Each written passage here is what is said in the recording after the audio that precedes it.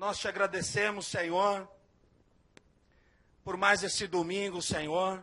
Eu te agradeço, Senhor, pelo privilégio, Senhor, de compartilhar, Senhor, de pregar a tua palavra, Senhor.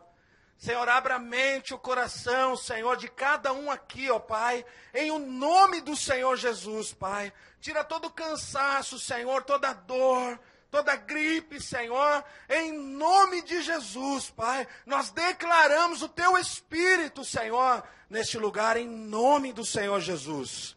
Amém. Amém. Pode abrir o teclado. Aleluia. Pode se assentar, irmãos. Glória a Deus.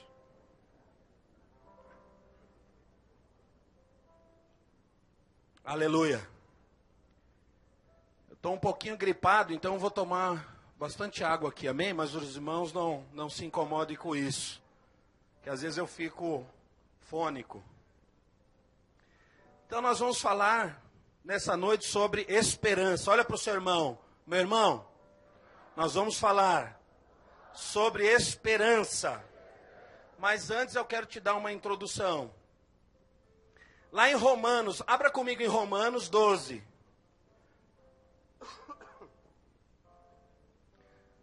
Romanos 12.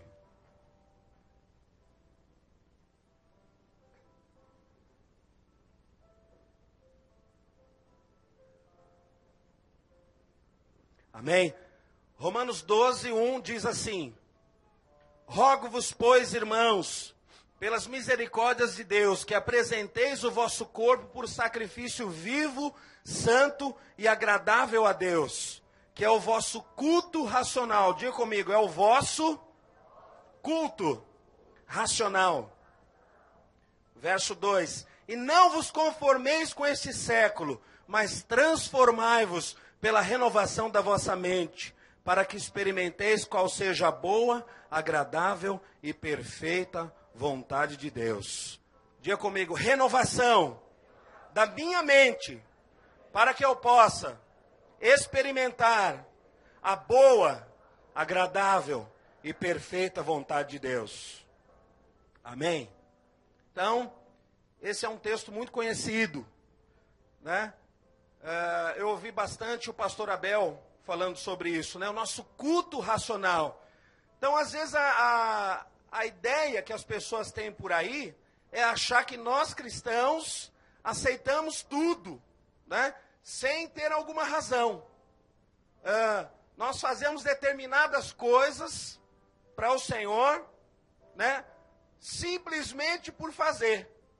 Embora em alguns momentos isso seja uma meia-verdade, né? Porque nós temos muitos cristãos que, infelizmente, não estudam a palavra de Deus, não prezam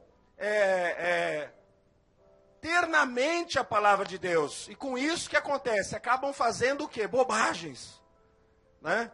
Acabam criando seitas, heresias. Então, isso é terrível, né? Mas nós não. Olha para o seu irmão e fala, meu irmão, nós aqui na videira não. Nós estudamos a palavra de Deus. Nós fazemos os cursos.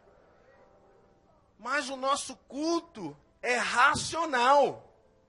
Eu preciso primeiro entender os princípios da Bíblia, amém? Entender o que Deus quer que eu faça, para depois vir a revelação.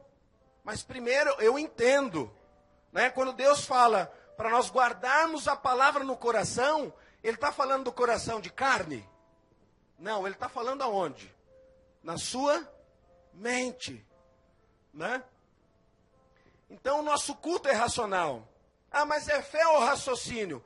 Diga comigo as duas coisas.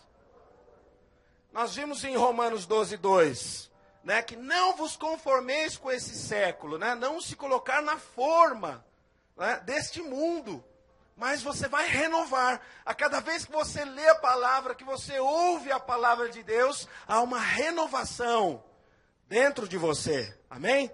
Porque Deus trabalha de dentro para onde? Para fora. Né? E o diabo trabalha de onde? De fora para dentro. Por isso é importante nós renovarmos a nossa mente com a palavra de Deus. Amém? Então, aprendemos a pensar de uma forma contrária à forma de Deus, né? Humana, uma forma tacanha, pequena. Depois que nós conhecemos ao Senhor Jesus, o que acontece? Há renovação, né? Nós entendemos a palavra de Deus, a palavra entra sobre nós e nós começamos a pensar da forma que Cristo pensa. Amém? É assim que funciona. Embora muitas vezes nós ouvimos isso, mas passa despercebido. Porque você consegue tocar a Deus com a mente? Somente? Não. Mas ela vai ajudar você a ter revelação. Ela vai ajudar você a ter um contato sobrenatural com Deus. Amém? Aleluia. Diga amém. Amém. Então, a fé é aprender a pensar na lógica divina. Diga comigo, a fé é aprender a pensar na lógica divina. Então, agora você anda pela fé, né? Então, o seu raciocínio agora é outro, né? Por exemplo, vou dar um exemplo. Deus diz que nós temos que amar os nossos inimigos. Deus diz isso? Sim ou não? Sim. Mas se nós pensarmos, né, com a lógica humana, como que é isso? É quase que impossível. Como que você vai amar o seu inimigo?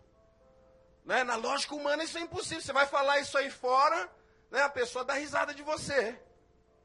Mas como que é a lógica de Deus? Como que é? É impossível ou é fácil amar o inimigo? Hã? Não é uma tarefa muito fácil. Mas quando você ouve a palavra, né, você crê, né, e você procede dessa forma, o que acontece?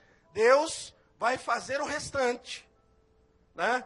A gente viu que Jesus intercedeu por aqueles que estavam zombando dele, não foi isso? Quando ele estava lá na cruz, ele ainda estava lá na cruz.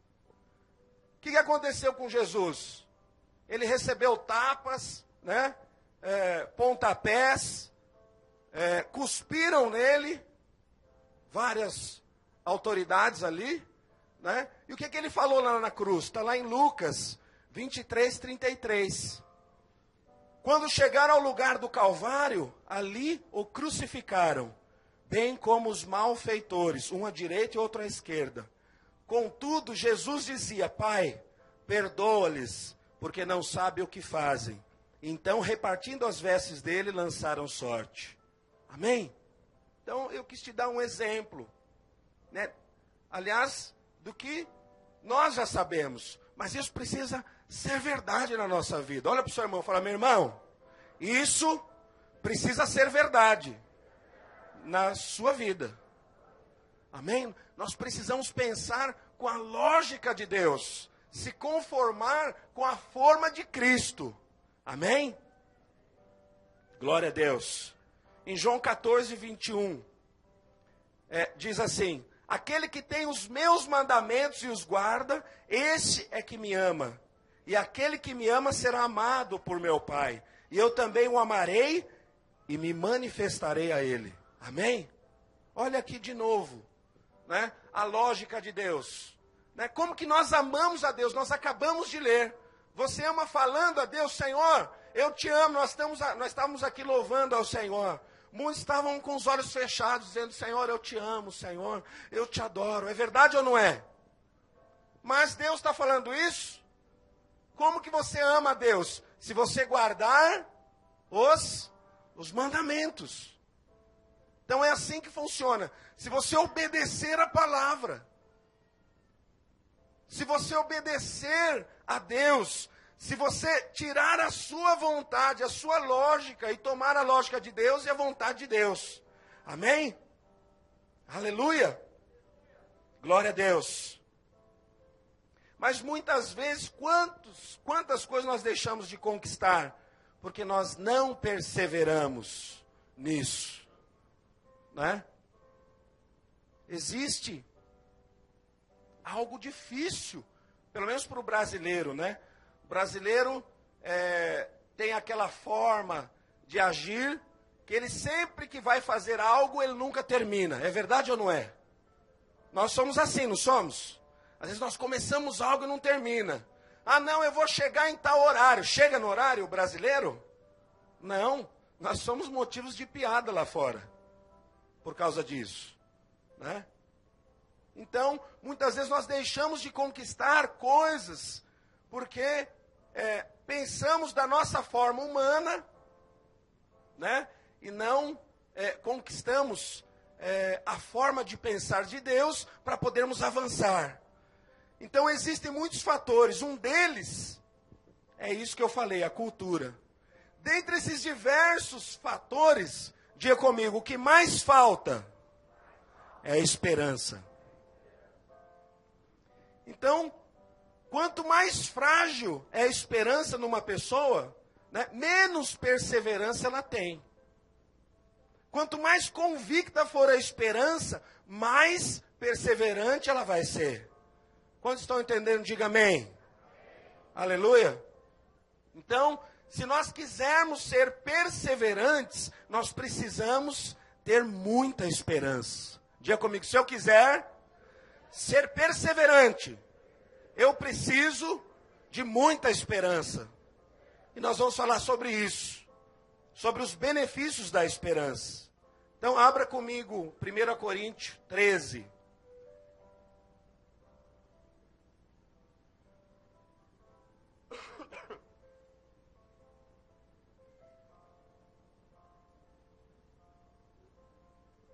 Primeira Coríntios 13, Paulo nos dá um tripé da vida cristã.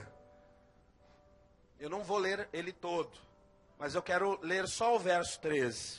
Então diz assim: agora, pois, permanecem a fé, a esperança e o amor. Estes três, porém, maior destes é o amor. Diga comigo, permanecem a fé, a esperança e o amor. Esses três, porém, o maior desses é o amor. Então, Paulo, né, nos colocou aí um tripé. A fé, a esperança e o amor. O amor é um estilo de vida do cristão, né? A fé só existe se existir esperança. Olha em Hebreus 11:1, você não precisa abrir, mas se você quiser anotar, né, os irmãos têm que ser que nem os crentes os crentes bereanos, né? Enquanto Paulo e Silas falavam lá, depois eles iam lá ver se estava tudo correto, amém? Então, depois nós vamos passar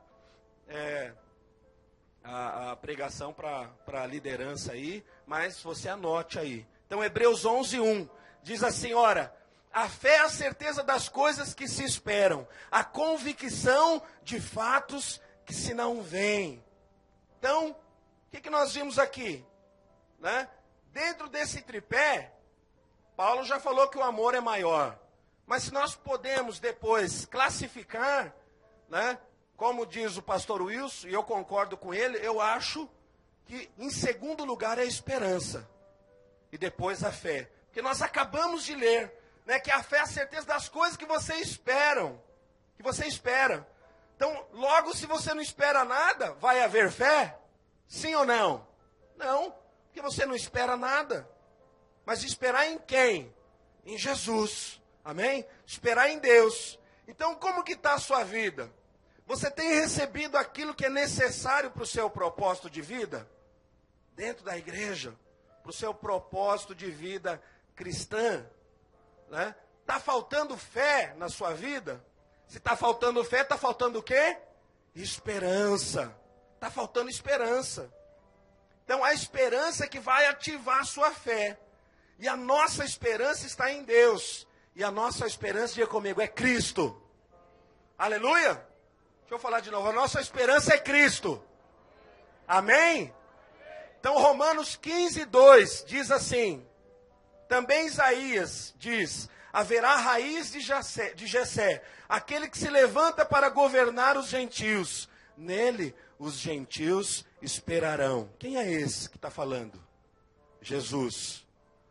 Olha no Romanos 15:13. E o Deus da esperança, diga comigo, e o Deus da esperança vos encha de todo gozo e paz no vosso crer. Amém? Para que sejais ricos de esperança no poder do Espírito Santo. Então, mais uma vez, nós vimos que a esperança é Jesus. E Deus, Ele é a esperança. E nós temos que estar cheios de esperança. Através da onde? Do poder do Espírito Santo. Amém? Então, olha aqui comigo, a esperança nos dá um futuro. Então, nós não temos alegria só com as coisas deste mundo. É assim? Você só tem alegria com as coisas deste mundo? Não. Olha em 1 Coríntios 15, 19, diz assim: se a nossa esperança em Cristo se limita apenas a esta vida, somos os mais infelizes de todos os homens. Então, se a sua esperança se limita só nas coisas terrenas, está ruim o negócio. Porque muitas vezes o cristão pode andar assim. Ele está dentro da igreja, mas ele espera de Jesus, mas só aqui na terra. Tem uns que nem lembram que nós vamos morar no céu e outras coisas, né? E nem pensam, nem sonham com isso. Alguém sonha em morar no céu? Levante a sua mão. Então, são poucos, né? Mas essa é a sua realidade. Então, a sua esperança em Cristo, se limita apenas aqui, nas coisas terrenas, isso é passageiro. Se você vive em função de ganhar prestígios, né, ou uma vida tranquila aqui, você está com sérios problemas, né? A sua esperança em Cristo também está errada. Está errada.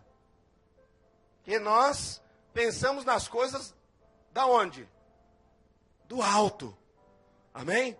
Então a nossa alegria tem muito mais a ver que o nosso futuro, né?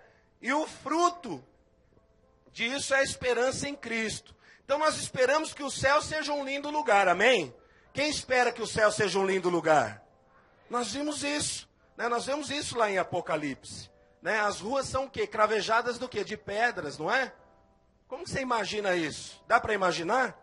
Não dá, né? A palavra de Deus diz que nós não conseguimos imaginar isso. Né? Então, nós esperamos que seremos ressuscitados, amém? Nós vamos morrer com Cristo, diz a palavra de Deus, e que nós vamos ser ressuscitados, lá em 1 Tessalonicenses. Quantos já leram isso? Levanta a sua mão. Precisa ler, irmão. Precisa renovar a mente. Olha para o seu irmão e fala: meu irmão, você não leu ainda Tessalonicenses? Precisa ler a Bíblia toda. Precisa renovar a sua mente. Né? Então esperamos também passar a eternidade com Deus e Jesus Cristo. Isso é o nosso futuro e essa é a nossa esperança. E o que nos mantém no caminho cristão com a vida de Deus, diga comigo mais uma vez, é a esperança. Sem ela, nós seremos pessoas depressivas. Né? Se você quer tirar a depressão de uma pessoa, o que você faz? Dá uma dose exagerada de esperança nela. Não estou falando daquela depressão, por exemplo, que é química, né? Ou é no corpo. Apesar que o Senhor também cura. Cura ou não? Existem depressões que são por ordem química, né? Mas a maioria que nós vemos nos encontros é o que? A pessoa vem sem esperança, né? Sem vontade de viver. Como que você está? Você está assim às vezes? Né? Você vai para a cela por ir, né? Está meio estranho ali, né? Você já não está mais orando, você já não está mais convidando as pessoas, evangelizando. O que está acontecendo com você? Está faltando esperança. Seus olhos, seu coração estão em outro lugar. Amém? Nós sabemos que o diabo é um mestre para detonar a esperança. Se ele conseguir, ele para você. Então você não pode deixar isso de forma alguma. Você precisa lutar, se encher da palavra de Deus, renovar continuamente a sua mente. Amém? Glória a Deus.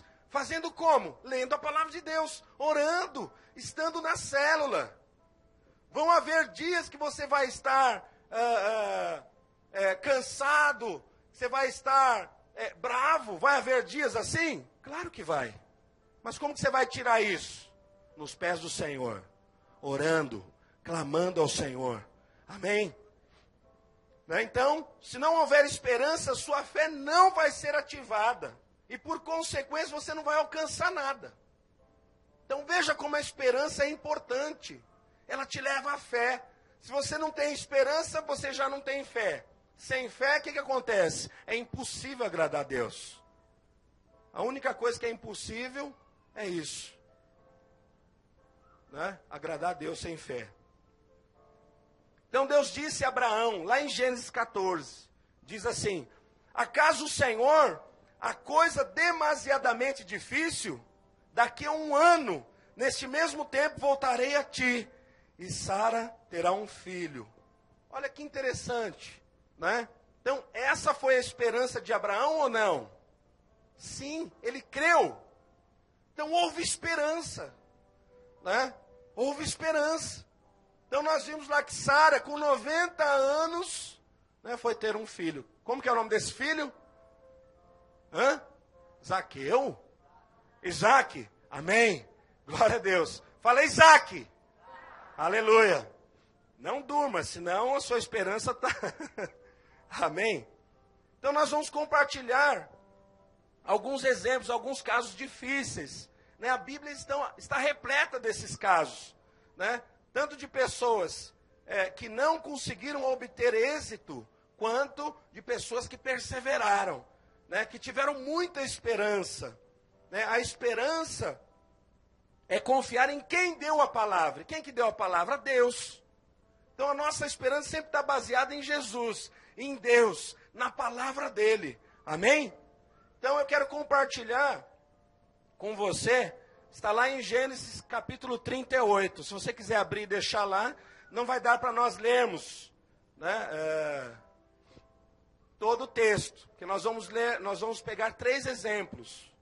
Mas eu quero que você preste muita atenção, que eu vou contar a história para você, e depois você, como um crente beriano, depois você vai lá na sua casa e vai ler, vai reler, e Deus vai falar ainda mais com você. Amém? Glória a Deus. Quantos abriram já em Gênesis 38? É o último livro da Bíblia, né? Não? Tem alguns que falaram que é. Amém. Então, o primeiro exemplo, em Gênesis capítulo 38, do 1 ao 30, nós vamos ver a história de Tamar. Então, quero que você preste bem atenção. Tamar, ela foi uma mulher muito injustiçada. Então, vamos começar lá. A história dela começa com Judá.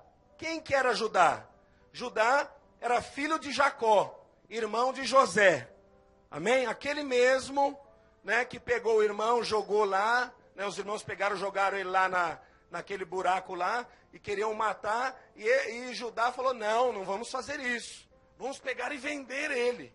Né? Então esse foi Judá. Bonzinho, né? Judá, um homem bonzinho.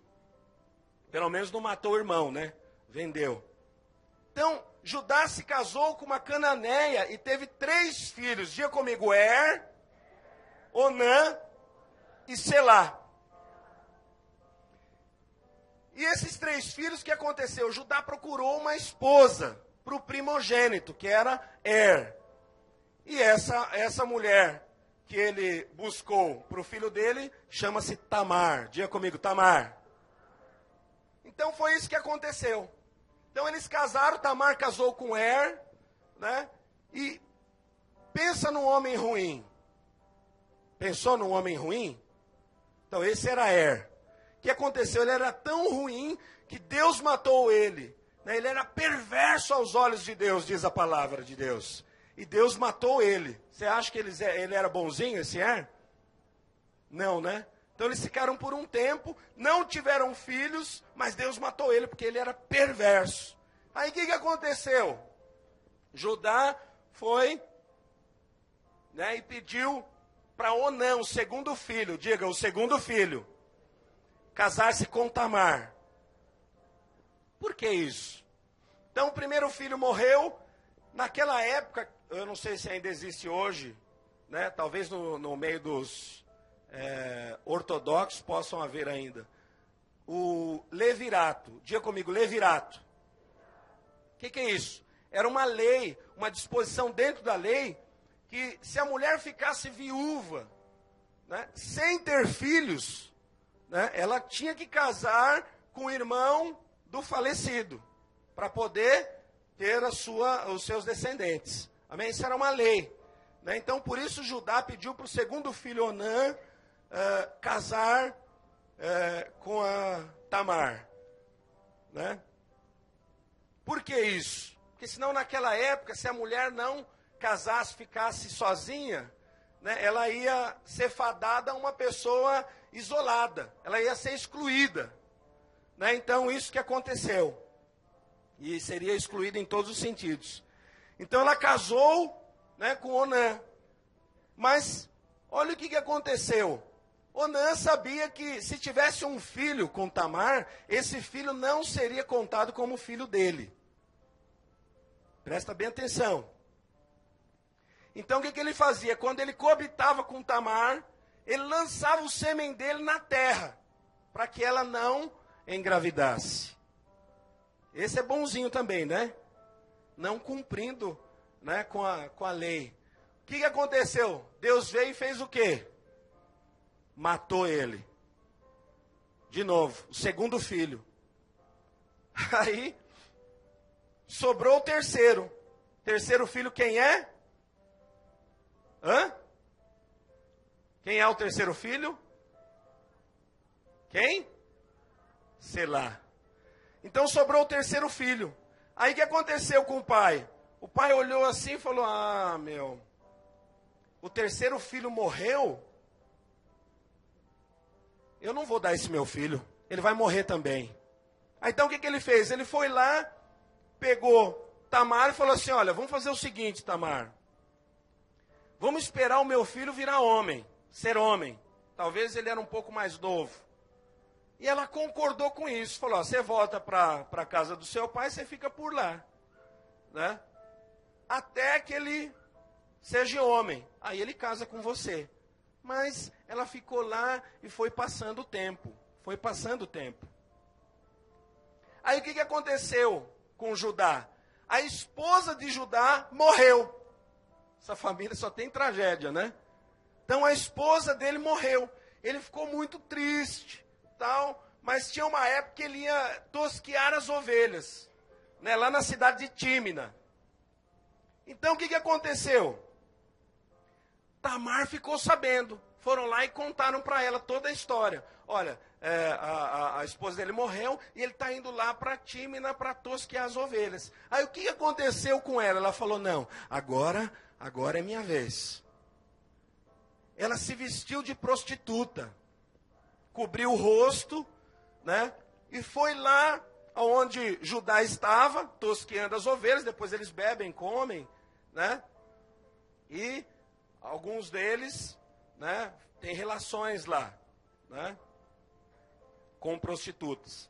Então ela se disfarçou e com uma venda na cara. Então ele foi lá, viu, né, nossa, uma meretriz, eu vou lá coabitar com ela. Então o que aconteceu? Ele chegou lá, mas ele não tinha dinheiro. Aí a Tamar falou assim para ele, olha, você precisa me dar alguma coisa de penhor, né, para penhorar. O que você pode me dar? Aí ele deu alguns pertences dele e deu um bordão, né, um cajado. Diga comigo, deu um cajado. Com a promessa do quê? De ele voltar depois, né, que ele fez as coisas dele lá, ele ia voltar e pegar o cajado dele e dar o dinheiro. Tudo bem. Então, eles tiveram relações, ela foi embora. Ele foi e voltou para buscar o dinheiro. Na verdade, ele ia entregar uma ovelha no lugar. Mas quando ele chegou lá, cadê Tamar? Sumiu. Então, Tamar sumiu. E ele perguntou ali, mas cadê ela? Espero que ela faça bom proveito então, né? Que ela venda o cajado ou alguma coisa assim. Então, ele não conseguiu encontrar. Depois de 3 meses, ele ouviu falar que Tamar estava grávida. Diga comigo, depois de 3 meses, Judá ouviu falar que Tamar estava grávida. Aí ele, como assim? Não, pode pegar ela, nós vamos queimar ela fora do arraial. Ela vai ser queimada. Quem mandou ela fazer isso? Estou imaginando a cena. E ela foi lá, pegaram ela e levaram até lá. Só que ela foi com o quê? Com o cajado e com os outros pertences de Judá. Aí ela chegou perto de Judá e falou assim, olha, o que coabitou comigo tem esses pertences aqui. Quando ele viu, ele lembrou. Ele falou assim, não, essa mulher é santa, é mais santa do que eu. Ele ficou envergonhado, por quê? O que ele tinha feito com ela? Não tinha dado um filho para ela, né? Ele queria que ela ficasse jogada lá, sem ter um futuro, sem ter esperança nenhuma, né? Mas você viu que as coisas como ocorreram, e ela ficou grávida e teve 2 filhos. Diga comigo, teve gêmeos.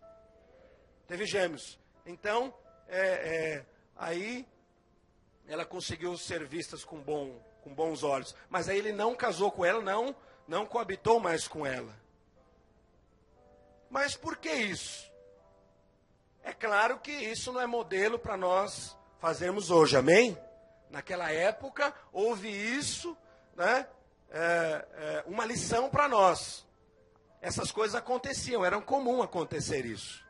Hoje nós não fazemos assim, nós procedemos de uma outra forma. Nós estamos na graça, amém? Então não pode fazer isso. Olha para o seu irmão e fala, meu irmão, não faça isso. Nunca.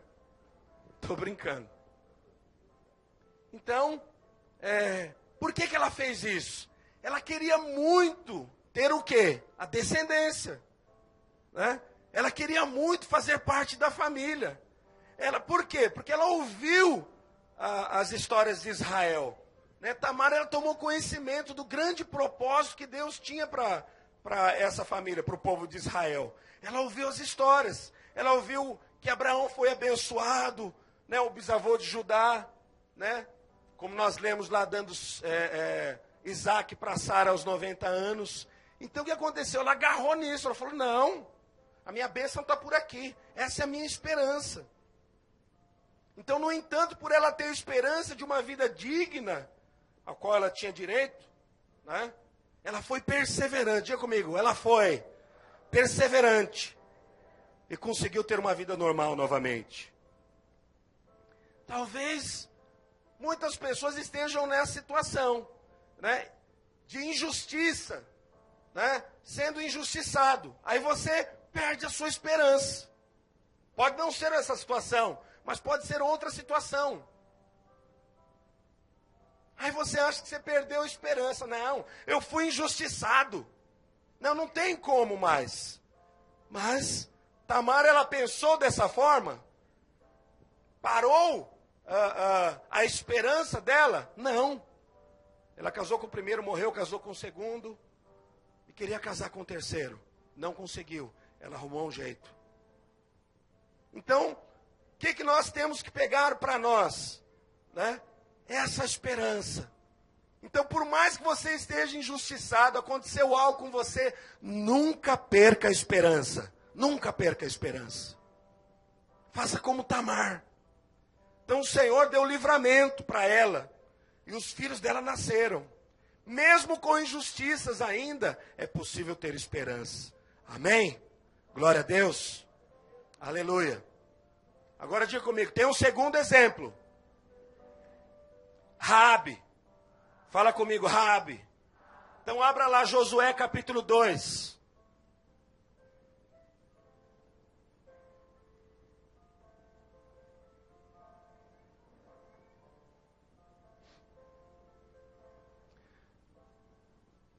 Nós vamos ver a história de Raabe.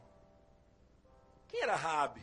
Uma mulher bem pecaminosa, com uma vida totalmente desregrada, destruída. Amém? Os irmãos já abriram só para acompanhar. Põe o seu dedinho aí. Então vamos lá, a história de Raabe, ela começa com Josué. Josué enviou 2 espias para a terra de Jericó. Amém? Os irmãos já leram essa passagem? O que aconteceu com Jericó? Tocaram lá as cornetas, o que aconteceu? As muralhas caíram. Mas eu vou refrescar um pouco a sua memória. Então Josué enviou 2 espias lá para a terra de Jericó. Eles conseguiram entrar na cidade e foram para a casa de Raabe. Quem que era Raabe? Uma mulher, diga comigo, uma mulher prostituta. E ali eles ficaram escondidos ali e pernoitaram, eles dormiram lá. Mas o que aconteceu? O rei, de Jericó ficou sabendo que haviam 2 homens de Israel lá. Para o quê? Para espiar a terra. E que eles haviam ficado na casa de Raabe. Você viu que o rei tem pessoas ali que ficam olhando. Mas por quê? Por que ele ficou com tanto medo? Se você ler a história lá, você vai ver que aquele povo estava com medo. Por quê? Porque eles sabiam dos grandes feitos de Israel, que Deus tinha feito para Israel, e que Deus tinha prometido a terra de Jericó para eles. Eles iam tomar a terra. Eles viram lá as lutas, Josué conquistando, matando, e Deus estava com eles. E nada podia deter esse povo. Então, esse rei ficou com medo. E mandou pessoas lá para ir buscar esses espias. Só para você, mais ou menos, ter um dado aí, a cidade de Jericó tinha cerca de 32 quilômetros quadrados. Diga comigo, 32 quilômetros quadrados. Era uma fortaleza. Os muros tinham cerca de 9 metros por 6 de espessura. Os historiadores dizem que dava para você caminhar com uma charrete em cima do muro. Então não era um murinho, Às vezes quando você lê, você pensa que é aquele murinho, Aquele tijolinho lá, que você vai lá. Não, era um muro grande, de 6 metros de espessura. Então o que aconteceu? Os homens foram lá na casa de Raabe para capturar os espias. Mas a Raabe pegou e escondeu eles, e quando eles chegaram, falaram, olha, é o seguinte, eles vieram aqui sim, mas eles saíram, correram para cá, se vocês forem rápidos, vocês vão alcançar eles. Então vão lá. Então foi isso que aconteceu. Depois que eles foram lá, que a barra estava limpa, ela foi lá conversar, ela tinha escondido eles lá na casa. E foi conversar com eles, com esses 2 espias. Aí Raabe falou o seguinte, olha, eu conheço os feitos que o seu Deus está fazendo, o poder que ele tem, e eu sei que vocês vão tomar essa terra, e vocês vão matar todo mundo, mas eu quero falar uma coisa, que vocês não me matem e não matem a minha família, foi isso que ela falou. E os 2 ali falaram, olha, tudo bem, se ninguém nos encontrar, você nos esconder, você nos dar a estratégia para nós escaparmos daqui vivos, você e toda a sua casa será poupado. Mas antes você tem que colocar um fio de escarlata na sua janela. Porque aí quando eles verem, eles não vão fazer nada com você. Mas se você não colocar, aí você vai morrer. Ou então se alguém sair da casa, vai morrer. Vai ter o seu sangue derramado. Então eles fecharam ali uma aliança. Veja bem, Raabe, o que ela tinha de tão interessante? Nada, ela era uma prostituta, era uma mulher que aos olhos do povo de Israel, dos homens, era tida como o quê? Como um objeto. Era tida como uma pessoa qualquer, um animal. Consegue compreender? Mas ela teve esperança, ela falou, não, espera aí, então eu vou me render a esse Deus, eu vou ajudar esses espias. E ela falou tudo isso para eles. Então, ela fez uma aliança, colocou lá o fio de escarlata na janela mesmo onde eles desceram depois, que ela pediu para eles descerem por ali, eles fugiram. Depois, quando eles fugiram, o que aconteceu? Aí os irmãos já sabem o resto. Veio todo o exército lá, né, e Josué, eles derrubaram as muralhas. E mataram todos daquela cidade. Menos quem? Raabe e toda a família dela. O pai, a mãe. Amém? Então, o que nós vemos nesse segundo exemplo? Raabe vivia uma vida pecaminosa de prostituição. Ela tinha alguma perspectiva de vida? Não, nenhuma. Aliás, o significado do nome dela quer dizer soberba, né, insolência. Então, o que acontece? A soberba produziu nela uma vida completamente errada, né, movida por coisas mundanas. Muitos não têm esperança porque foram muito injustiçados, como Tamar a gente viu lá. Outros, porém, não têm esperança porque tiveram uma vida como Raabe, por exemplo, né, de prostituição. Né, porque a prostituição, o homem sair com várias mulheres, a mulher sair com vários homens. Isso também é prostituição. Prostituição não é quando o homem vai lá e paga. Somente não. Existem diversas formas. Então, ela vivia essa vida desregrada, muito pecado envolvido, tanta confusão. O que aconteceu? Que a esperança de uma nova vida para ela, antes daquele momento, não tinha mais. Eu disse, não, vou morrer, então eu preciso me entregar logo. Eu preciso morrer logo. Diga comigo, eu preciso morrer logo, mas do meu eu. Então eu falo para você, se houve graça derramada sobre essa mulher, Raabe, será que há graça também a ser derramada sobre a sua vida? Você crê que sim ou não? Às vezes, enquanto eu estou falando, você está pensando, não, aconteceu isso, né? Ou ainda está acontecendo, ou acontecia. E muitas vezes o diabo vem para matar a sua esperança. Como? Te colocando de novo, tentando enfiar de novo esse lixo dentro de você. Trazer lembranças, vontades. O que você deve fazer com isso? Matar todas elas. Através da oração. Crer no Senhor. A sua esperança. Né? Raabe não tinha uma vida de esperança. Mas ela creu. Ela ouviu falar do poder. Quantos aqui já ouviram falar do poder de Deus? Então como que você não pode ter esperança? Por que você anda cabisbaixo, triste? Então não permita que uma vida pecaminosa do passado tire de você a esperança de uma nova vida no futuro. Amém? E é engraçado que ela colocou um fio de escarlata, né, na janela. O que é escarlata? É um pano vermelho. O que aponta para o quê? Para o sangue de Jesus. Diga comigo, aponta para o sangue de Jesus. E o que o sangue de Jesus faz? Purifica, limpa, né? Se nós lembrarmos lá de 1 João 1,9, diz o quê? Se nós confessarmos, eu gosto muito desse texto, se nós confessarmos nossos pecados a Deus, Ele é fiel e justo para nos perdoar e nos purificar de todo mal. Amém? Como que eu não posso ter esperança com uma palavra dessa de Deus?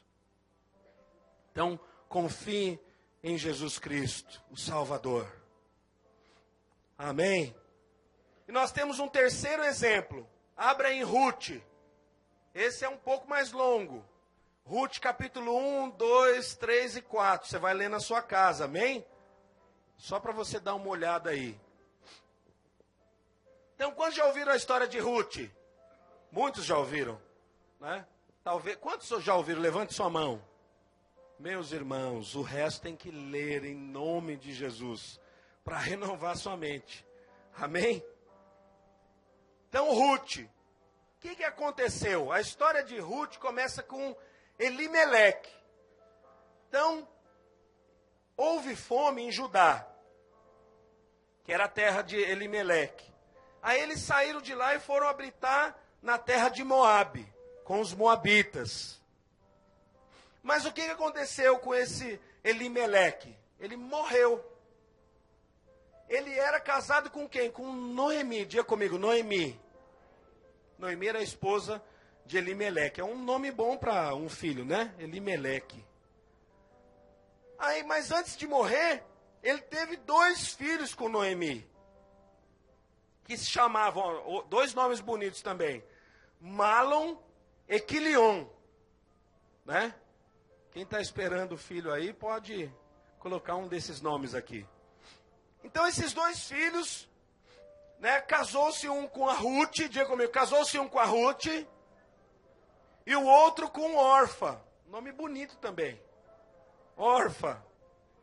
As 2 eram moabitas, diga comigo, as 2 eram moabitas. Mas o que aconteceu? Nessas histórias só acontece tragédia.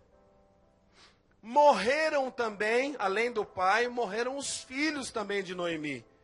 E todas elas ficaram desamparadas. Noemi, Ruth e Orfa. Aí o que aconteceu? Elas ouviram falar que a fome já tinha cessado tal, e que Deus, né, supria a necessidade do povo. Aí Noemi queria voltar para a terra de Judá. Mas o que aconteceu nesse momento? Ruth e Orfa também queria voltar. Aí Noemi falou assim, não, mas peraí. Eu já recebi essa desgraça na minha vida. Né? Morreu meu marido, morreu meus 2 filhos. Né? Vocês ficaram aí viúvas. Vocês ainda querem ir comigo para lá? A Ruth falou, não, eu permaneço com você. Aonde você for, eu quero ir. A Orfa também. Mas o que aconteceu? Noemi começou a explicar, não, vocês ficam aqui, vocês se casam, aqui fazem a sua vida para cá, eu vou sozinha. Não precisa de vocês irem comigo. Eu não tenho como mais ter filhos. E mesmo que eu tivesse, vocês iriam esperar esses filhos crescerem? Então foi isso que Noemi disse a Ruth e Orfa.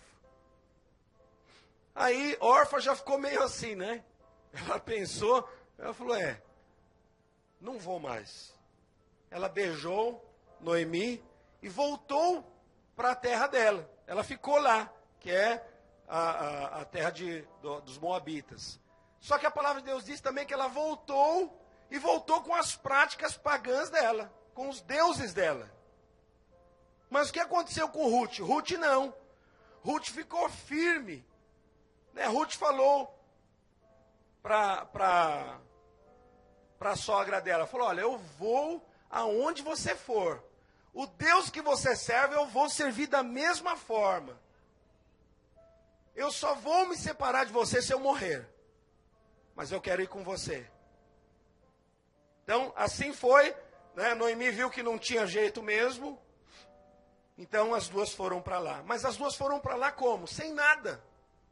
Tinha tudo acabado. Elas tinham saído de lá já. Né? Ela com o marido. Deixou as terras lá. As terras foram vendidas. Veio para cá, para a terra dos Moabitas, de Moabe. E voltou para lá sem nada. Com uma mão na frente e outra atrás. Mas chegando lá, a Ruth conheceu um homem chamado Boaz. Diga comigo, Boaz. Esse Boaz era um homem que tinha muito dinheiro. E por consequência, né, ele era parente do falecido Elimeleque. Né? Então, tinha um grau de parentesco com o falecido da Noemi. Então, o que aconteceu? Ruth foi lá nas terras dele e começou a colher espiga de milho lá, cereais, para ele e para Noemi. E esse Boaz foi lá e deu uma olhadinha. Ele bateu o olho na Ruth ali. Não, fica para cá nas minhas terras, não vai para lá não, fica por aqui, né? Que aqui a gente dá um jeito, né? Né? Ele achou a Ruth bonita. Você vai lendo lá, pelo menos eu entendi dessa forma. Né? Então ela ficou para lá. Aí ela trazia a colheita dela, de cereais, e compartilhava com Noemi. Então ela falou para Noemi, olha, eu conheci Boaz. Aí Noemi falou, não, peraí, mas ele é um parente próximo. Ele pode ser um resgatador. Então o que é um resgatador? Também na lei. Era uma pessoa, por exemplo, se tinha uma pessoa pobre, então ela poderia ser resgatada por um membro da família próximo, de sangue, né? Tinha que ser de sangue. E essa pessoa seria tida como um resgatador. Então tá lá, ele pegava e comprava as terras e falava, agora vocês vão ficar para cá. Né? Então podia resgatar. Amém? Quando já ouviram isso, diga amém. Nós falamos um pouco disso também no encontro, né? Então, resgatador. Então, Noemi deu uma estratégia para Ruth. Então está aqui, ó, em Ruth 3, esse eu vou ler, do verso 1 ao 13. Então diz assim, todos estão abertos em Ruth 3, do 1 ao 13? Então diz assim, disse-lhe Noemi, sua sogra, minha filha, não hei de eu buscar-te um lar para que sejas feliz? Ora, pois, não é Boaz na companhia de cujas servas estivesse um dos nossos parentes? Eis que esta noite alimpará a cevada na eira. Banha-te e unge-te e põe os teus melhores vestidos e desce a eira. Porém não te des a conhecer ao homem, até que tenha acabado de comer e beber. Quando ele repousar, notarás o lugar em que ele se deita. Então chegarás e lhe descobrirás os pés e te deitarás. E ele dirá o que deves fazer. Respondeu-lhe Ruth, tudo quanto me disse farei. Então foi à eira e fez conforme tudo quanto sua sogra lhe havia ordenado. Havendo Boaz comido e bebido, e estando já de coração um tanto alegre, veio deitar-se ao pé de um monte de cereais. Então chegou ela de mansinho e lhe descobriu os pés e se deitou. Sucedeu que pela meia-noite, assustando-se o homem, sentou-se, e eis que uma mulher estava deitada aos seus pés. Disse ele, quem és tu?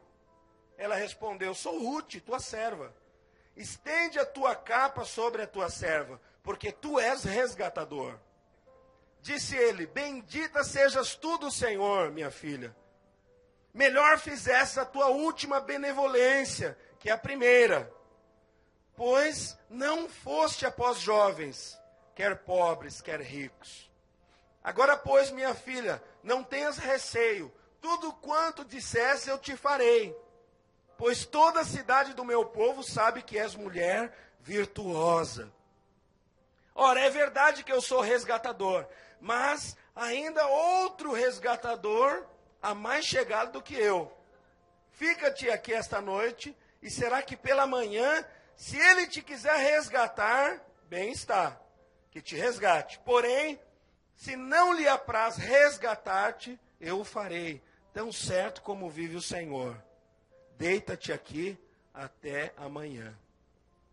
Amém? Então, essa foi a estratégia. Ela foi lá e deitou no pezinho dele. Mas o que isso foi? Foi uma forma carinhosa. Né? Lembra que eu falei que quando ele bateu os olhos nela, ele já achou doçura lá? E o que ele falou aqui? Ó? Eu sei que você é mulher virtuosa. Porque ele havia escutado toda a história dela com a sogra. Então isso aconteceu. Só que nós lemos aqui que tinha um outro resgatador na frente, que era mais chegado, um parente mais próximo do que ele. Então ele foi, né, se você continuar lendo o texto, você vai ver isso. Ele foi atrás, depois de manhã, atrás deste resgatador, e ele falou, olha, tem a Ruth, né, tem a Noemi, tem as terras delas, olha, eu gostaria de comprar, mas se você comprar, não tem problema. O que ele falou para ele? Olha, eu não tenho dinheiro, então você pode comprar. Eu creio que nessa hora ele já fez assim, ó. Né? Falou, então eu vou comprar. E ainda vou me casar com a Ruth. Você vê que ele fala isso. Porque se você não quiser comprar, eu compro e caso com ela. Aí então foi o que ele fez. Amém? Então, essa é a história de Ruth. Então, sendo assim, o que aconteceu com ela? Ela se tornou igual ao povo. Ela era o quê? Uma moabita. Amém? Ela era uma moabita. O que os moabitas tinham com o povo de Israel? Nada. Eles não podiam adorar junto com o povo de Israel. Eles eram os gentios que fala. São eles. Então ela era uma moabita. Uma pessoa que era para ser colocada de lado. Né? Então isso às vezes aponta para aquelas pessoas que por causa de cultura, sexo, raça, posição social, cor, qualquer outro quesito, essas são excluídas, ou elas acham que são excluídas da sociedade. Muitas vezes são, né? Porque tem pessoas assim, malignas. Aí colocam na mente delas que não há esperança. Olha a esperança dessa mulher. Ela também ouviu falar de Deus. Ela falou assim, não, eu vou ficar com Noemi. O Deus que ela serve vai ser o meu Deus. Porque eu já sei quem é os deuses que eu servia. Consegue compreender? Então diga amém.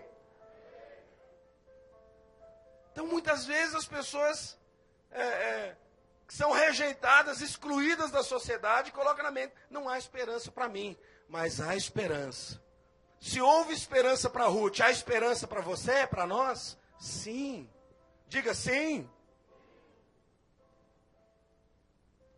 Muitos não têm esperança porque foram injustiçados. Nós vimos. E não vê como serem ressarcidos. Outros porque tiveram ou têm uma vida dissoluta, cheia de pecados ainda. E outros porque se consideram discriminados. Então Ruth era uma pessoa totalmente discriminada. No entanto, ela se superou.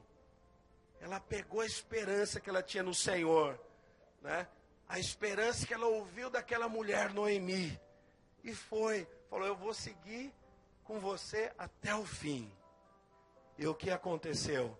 Deus deu a vitória para ela. Essa foi a esperança de Ruth. Será que você se identifica com ela? Agora eu quero que vocês abram Mateus, capítulo 1. Nós vamos ver um pouquinho da genealogia de Jesus. Olha que interessante isso. Eu quero que vocês prestem bem atenção nessas 3 histórias maravilhosas que nós ouvimos da palavra de Deus. Então o que fala em Mateus capítulo 1? Fala sobre a genealogia. Então vamos ler lá no primeiro. O livro da genealogia de Jesus Cristo, filho de Davi, filho de Abraão. Abraão gerou a Isaac, Isaac a Jacó, Jacó a Judá e a seus irmãos. Judá gerou quem? Quem? Tamar. O que ela está fazendo aqui? Ela está na genealogia de Jesus. E a Pérez e a Zera. Pérez gerou a Esrom. Esrom a Arão. Arão gerou a Aminadab. Aminadab a Naasson. Naasson a Salmão. Olha quantos nomes lindos, hein? Salmão gerou de Raabe. Tamar, Raabe. Raabe também está aqui. A Boaz. Este de Ruth gerou a Obed. Obed a Jessé. Ruth. Então Tamar, Raabe e Ruth. Elas entraram aonde? Na genealogia de Jesus. Eu não sei se você consegue compreender o tamanho da grandeza que é isso. Né? Porque nunca numa genealogia dos judeus entraria uma mulher. Isso já é terrível. Só fala sobre o homem. É uma porque eles não se misturam. Nunca um judeu ia casar com uma prostituta ou algo parecido, né? E na genealogia deles não existem mulheres, somente homens. Mas por que Jesus fez isso? Então nós vemos a graça, diga comigo, a graça de Deus. A graça de Deus foi sobre elas. E nós temos a outra mulher que é Maria, que gerou Jesus. Então essas mulheres tinham cada uma um problema diferente. Mas algo comum aconteceu a elas. Elas tiveram o quê? Esperança. Diga comigo, esperança. Todas elas receberam graça do Senhor. Né? Algumas de uma forma errada. Né? Mas receberam a graça do Senhor. Elas foram redimidas. Elas perseveraram, porque permaneceram firmes. Elas creram em um Deus gracioso.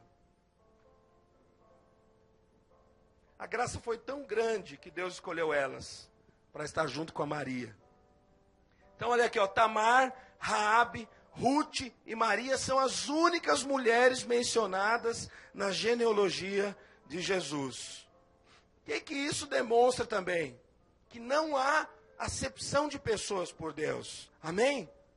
Todos nós somos aceitos por Deus, por Jesus, independente das suas dificuldades. Qualquer um que aceitar o Senhor Jesus, independente do passado dele, o que ele fez, ou o que ele está fazendo, mesmo se o seu passado pecaminoso foi até hoje, não importa.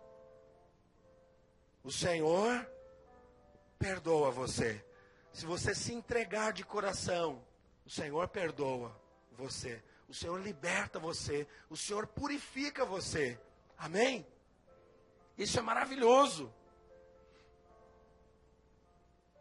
Na genealogia de Jesus, nós vemos também que tem reis, homens íntegros, né, pessoas de sangue azul.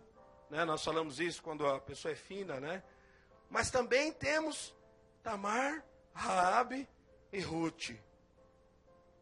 E o que acontece? A genealogia de Jesus acabou aqui? Não. Ela continua viva e eficaz. Muitos outros serão gerados dentro dessa genealogia.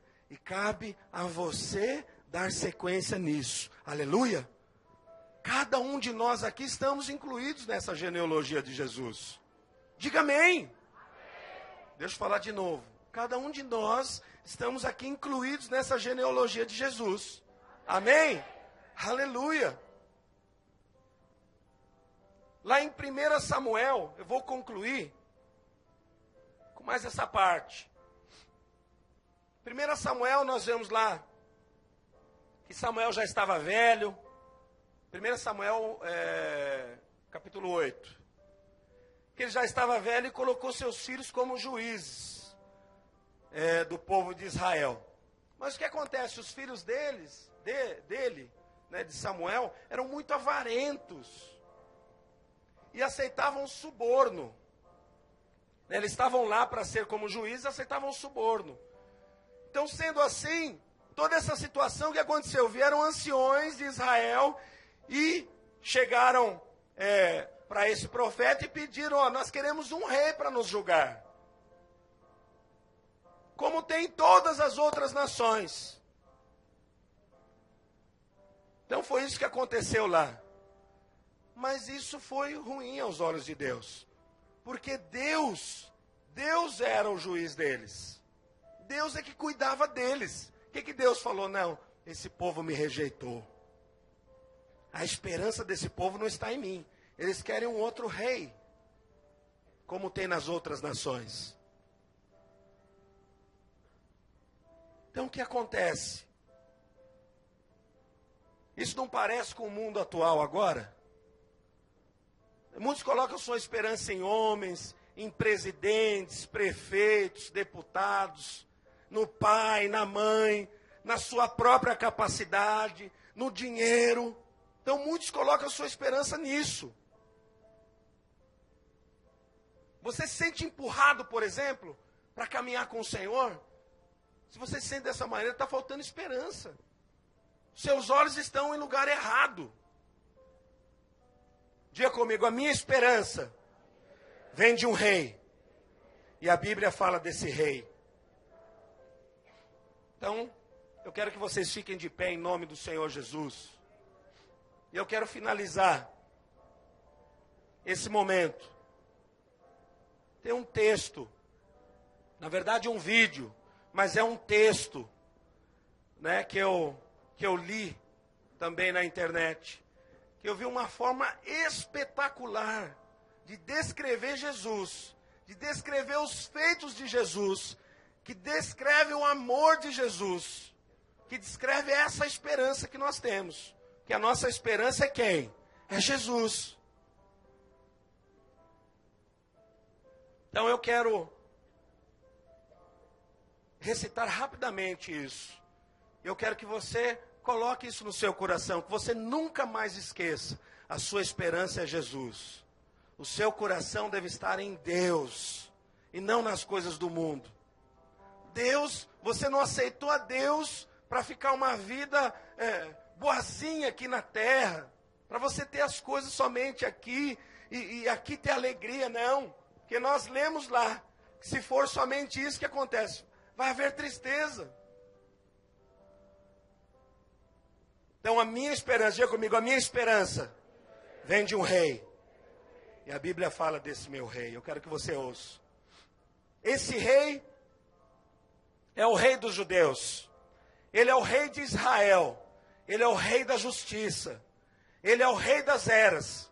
Ele é o rei dos céus. Ele é o rei da glória. Ele é o rei dos reis e senhor dos senhores. Esse é o meu rei. Você o conhece? Meu rei é um rei soberano. Nenhuma medida pode medir seu ilimitado amor. Ele é eternamente forte. É totalmente sincero. É eternamente inabalável. Ele é imortalmente gracioso. É imperialmente poderoso. É imparcialmente misericordioso. Você o conhece? Ele é o maior fenômeno que já atravessou o horizonte deste mundo. Ele é o Filho de Deus, é o Salvador dos pecadores, é a peça central da civilização. Ele é inigualável, é incomparável, ele é a ideia mais elevada da literatura, é a maior personalidade da filosofia, é a doutrina fundamental da verdadeira teologia. Ele é o único qualificado para ser o único e suficiente Salvador. Será que você o conhece? Ele dá força aos fracos. Ele socorre aqueles que são tentados. Ele se compadece e salva. Ele fortalece e sustenta. Ele guarda e guia. Ele cura os feridos. Ele sarou os leprosos. Ele perdoa os pecadores. Ele perdoa os devedores. Ele liberta os cativos. Ele defende os oprimidos. Ele abençoa os jovens. Ele serve aos necessitados. Ele estima os idosos. Ele recompensa os diligentes. Ele embeleza os humildes. Será que você o conhece? Ele é a chave do conhecimento. Ele é a fonte da sabedoria. Ele é a porta para a libertação. Ele é o caminho da paz. Ele é a estrada da justiça. Ele é a autoestrada da santidade. Ele é o portal para a glória. Você o conhece?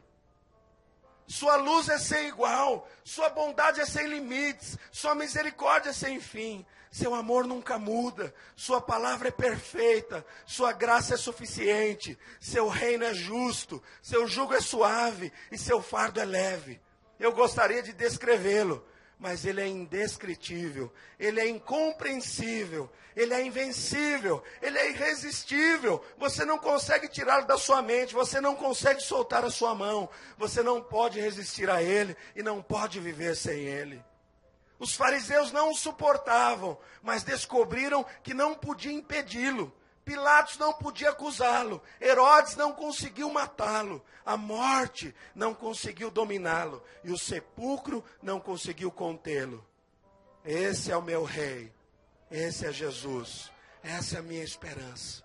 Amém? Eu quero chamar o grupo de louvor. Essa é a nossa esperança. É esse rei.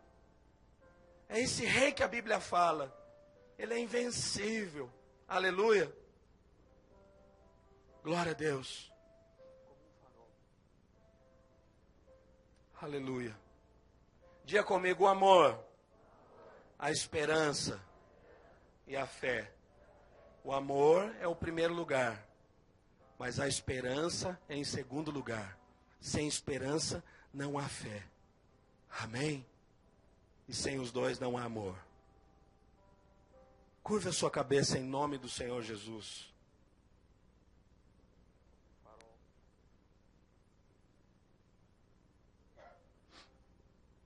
Aleluia, Senhor. Mais uma vez, Senhor, eu coloco cada um dos meus irmãos e das minhas irmãs aqui, Senhor. E eu declaro sobre a vida de cada um, Senhor. Se há alguém aqui, Senhor, com falta de esperança, Senhor. Se há alguém aqui triste, Senhor. A caminhada, Senhor, parece pesada, Senhor. Em nome de Jesus, muda nessa noite, Senhor. Traz a esperança, tua esperança. Que os nossos olhos possam estar em Ti sempre, Senhor. Porque Tu és o Rei dos Reis. O Senhor é o Alfa, o Ômega, o início e o fim. Aleluia. Que a sua vida seja como uma flecha que vai acertar o alvo.